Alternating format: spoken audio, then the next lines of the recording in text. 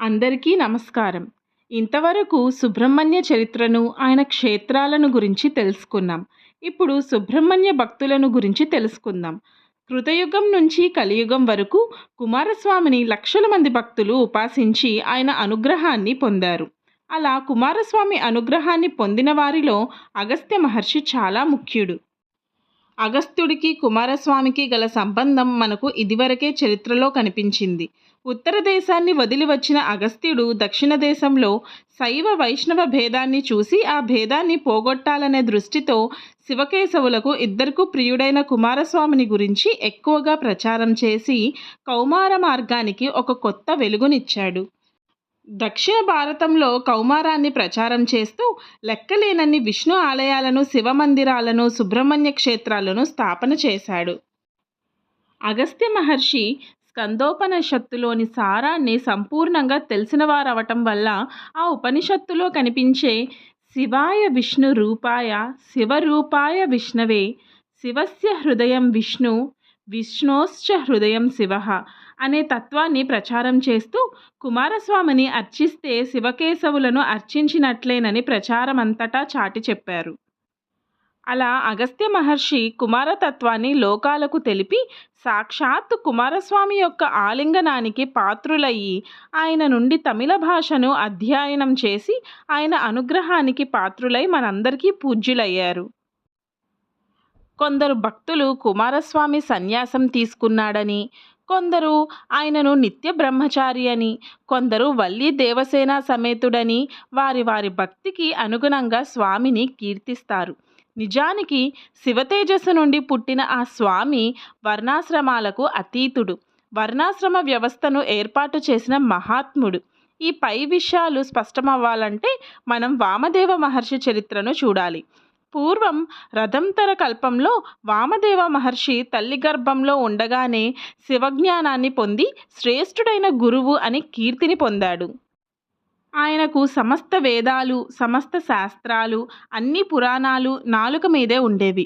ఆయనకు దేవతలు, రాక్షసులు, మానవులు మొదలైన జీవుల జన్మకర్మలు అవలీలగా తెలుస్తూ ఉండేవి. వామదేవుడు ఒళ్ళంతా విభూతి పూసుకొని జటాజూటం కలవాడై, ఆశ్రమాలకు అతీతుడై, కోరికలు లేనివాడై, ద్వంద్వబుద్ధి లేనివాడై, అహంకారం లేనివాడై, దిగంబరుడై, మహాజ్ఞాని అయి భూలోకాన్ని పవిత్రం చేస్తూ నిరంతరం సంచరిస్తూ ఉండేవాడు. ఆయనకు పెద్ద పెద్ద ఋషులు శిష్యులయ్యారు. ఒకసారి వామదేవుడు సంచరిస్తూ తన శిష్యులతో కలిసి మేరు పర్వతానికి దక్షిణంలో ఉన్న కుమార శిఖరాన్ని చేరాడు. ఆ శిఖరంలో కుమారస్వామి సపరివారంగా నివసిస్తూ ఉండేవాడు. అక్కడ స్కంద సరస్సు అనే సరస్సు ఉన్నది.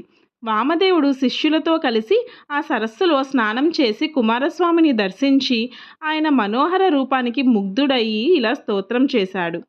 ఓం నమః ప్రణవార్ధాయ ప్రణవార్థ విధాయినే ప్రణవాక్షర బీజాయ ప్రణవాయ నమోన్నమః.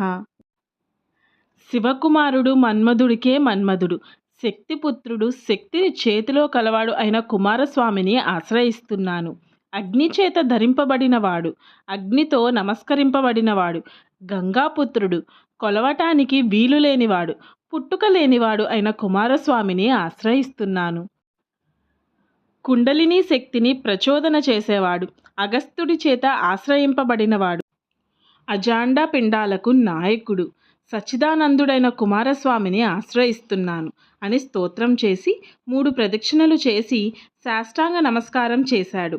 పరమార్థంతో కూడిన వామదేవుడి స్తోత్రానికి కుమారస్వామి ప్రసన్నుడయ్యి ఆయనతో ఇలా అన్నాడు. మహర్షి, మీరు చేసిన పూజ వల్ల, స్తోత్రం వల్ల నాకు చాలా సంతోషం కలిగింది. మీరు యోగులలో శ్రేష్ఠులు, పరిపూర్ణులు, కోరికలు లేనివారు. మీ వంటి వారికి ఈ లోకంలో కోరుకోవలసింది ఏదీ లేదు.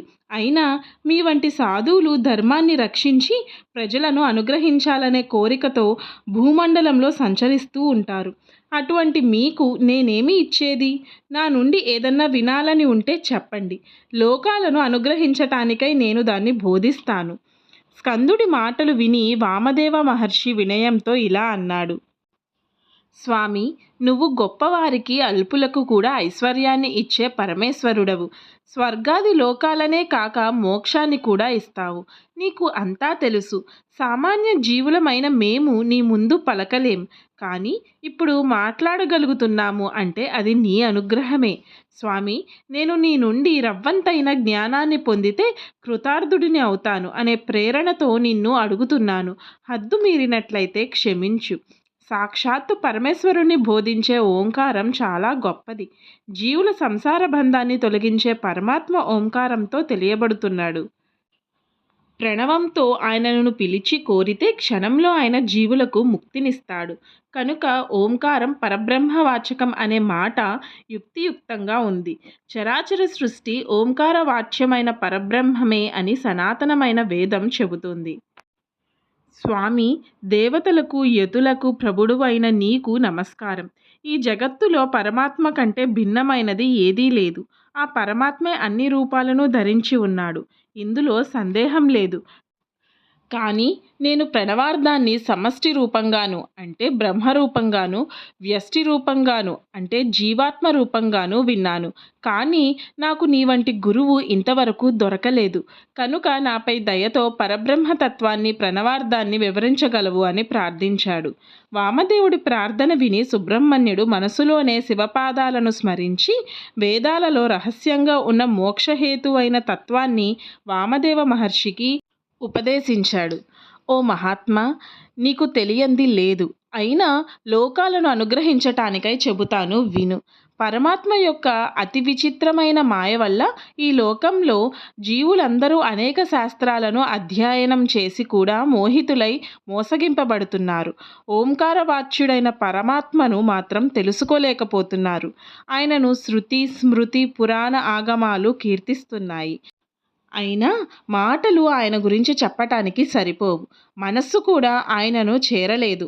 ఆయన యొక్క ఆనంద స్వరూపాన్ని అనుభవించిన విద్వాంసులు దేనికి భయపడరు. దేవతలు, ప్రాణులు, ఇంద్రియ సమూహాలు అన్నీ ఆయన నుండే పుట్టాయి. ఆయన మాత్రం దేని నుండి పుట్టలేదు. ఆయనను సూర్యుడు కానీ, చంద్రుడు కానీ, మెరుపు కానీ ప్రకాశింప చేయలేవు. ఈ జగత్తంతా ఆయన ప్రకాశంతోనే వెలుగుతోంది. ఆ పరమాత్మ ఒక్కడే సర్వేశ్వరుడనే పేరుకు తగినవాడు. మోక్షాన్ని కోరే యోగులు హృదయాకాశంలో ఆ పరమాత్మను ధ్యానిస్తారు. నిగూఢము, మంగళకరము అయిన ఆ పరమాత్మ తత్వం ధ్యానం వల్ల మాత్రమే తెలుస్తుంది. యోగులు స్థూల, సూక్ష్మ, పర అనే ఆయన యొక్క 3 రూపాలను ప్రతిరోజు క్రమంగా ధ్యానం చేస్తారు. ఆయననే శివుడంటారు. విష్ణువని పూజిస్తారు. చతుర్ముఖుడని కీర్తిస్తారు. జీవులు ఏ ఆశ్రమంలో ఉన్నప్పటికీ వారి వారి ఆశ్రమ ధర్మాలను సక్రమంగా పాటిస్తూ ఆయనను ధ్యానిస్తే ముక్తిని పొందుతారు. కాకపోతే సన్యాసాశ్రమం అన్ని ఆశ్రమాలలోకి ఆ పరమాత్మకు చాలా ప్రియమైనది. కనుక యతులకు మోక్షాన్ని త్వరగా అనుగ్రహిస్తాడు అని చెబుతారు. కనుక నీకు యతి ధర్మాలను బోధిస్తాను, శ్రద్ధగా విను అని కుమారస్వామి 166 శ్లోకాలలో సన్యాసాశ్రమాన్ని స్వీకరించే విధానాన్ని, అందుకు కావలసిన అర్హతలను ఉపదేశించాడు. ఆ ఉపదేశాన్ని విన్న వామదేవుడు, స్వామి, పరబ్రహ్మతత్వాన్ని, యత్యాశ్రమ స్వీకార విధానాన్ని ఉపదేశించి అనుగ్రహించావు. ఇక ప్రణవార్థాన్ని తెలిపి నన్ను ధన్యుణ్ణి చేయగలవు అని ప్రార్థించాడు. వామదేవుడు ప్రార్థన విని స్కందుడిలా అన్నాడు. మహర్షి, మాటలకు అందని పరమాత్మను సమష్టిగాను వ్యష్టిగాను తెలుసుకోవటాన్ని ప్రణవార్థపూర్వకంగా చెబుతాను విను. ఓంకారానికి అర్థం తెలుసుకోవటం, పరమాత్మ తత్వాన్ని తెలుసుకోవటం అనే ఈ 2 ఒకే కత్తికి 2 వైపులా పదును వంటివి. అకార, ఉకార, మకారాలు, బిందువు, నాదము అనే ఈ 5 కలిసి ఓంకారం అవుతుంది. ఈ 5లో నాదం సమష్టి రూపం, మిగతా 4 పరమాత్మ యొక్క వ్యష్టి రూపాలు. ఓంకారం నాదంలోనే పుట్టి నాదంలోనే లయమవుతుంది. ఓంకారం సగుణోపాసనలో సమస్త దేవతా స్వరూపంలో గోచరిస్తుంది. దేవతలు చేసే షష్ఠి, స్థితి, లయ, తిరోధాన అనుగ్రహాలు ఓంకారంతోనే జరుగుతాయి. శుద్ధమైన అంతఃకరణం కలవారు, ఓంకారంలో లయమైన మనస్సు కలవారు అయిన యతులు పరబ్రహ్మలో లయమవుతారు. అలా లయించిన వారు మహాప్రళయం సంభవించినప్పటికీ నశించరు. కనుక మహాత్ములు ఎల్లప్పుడూ ప్రణవాన్నే జపిస్తూ ఉంటారు. ఓ వామదేవ మహర్షి, నువ్వు కూడా ఆ ప్రణవాన్నే జపించి ముక్తిని పొందు అని ఉపదేశించాడు. ఈ విధంగా కుమారస్వామి ఇంకా గురుతత్వాన్ని, శిష్యుడి లక్షణాలని, శివాద్వైతాన్ని, ఉపాసనా మహిమను, పంచబ్రహ్మల స్వరూపాన్ని, గురువు అనుగ్రహించే యోగ పట్ట మహిమను, మహాకావ్యాల సారాన్ని, యతి నియమాలను, యతి సంస్కారాలను తెలిపి సన్యాసాశ్రమానికి సంబంధించిన అన్ని రహస్యాలను వామదేవ మహర్షికి ఉపదేశించి తద్వారా లోకాలను అనుగ్రహించాడు. ఈ విధంగా తపస్సులో ఉన్నంత స్థానాన్ని పొందిన వామదేవుడు సుబ్రహ్మణ్య స్వామిని ఆరాధించి బ్రహ్మర్షిత్వాన్ని పొంది అనేక వేద మంత్రాలకు దృష్టయి శాశ్వత జ్యోతిగా నిలిచాడు. వచ్చే వీడియోలో మరికొందరు సుబ్రహ్మణ్య స్వామి భక్తుల గురించి చెప్పుకుందాం. నా ఈ వీడియో మీకు నచ్చినట్టయితే లైక్ చేసి షేర్ చేయండి. మరిన్ని ఇలాంటి వీడియోల కోసం నా ఛానల్ను సబ్స్క్రైబ్ చేసి ప్రోత్సహించండి. ధన్యవాదాలు.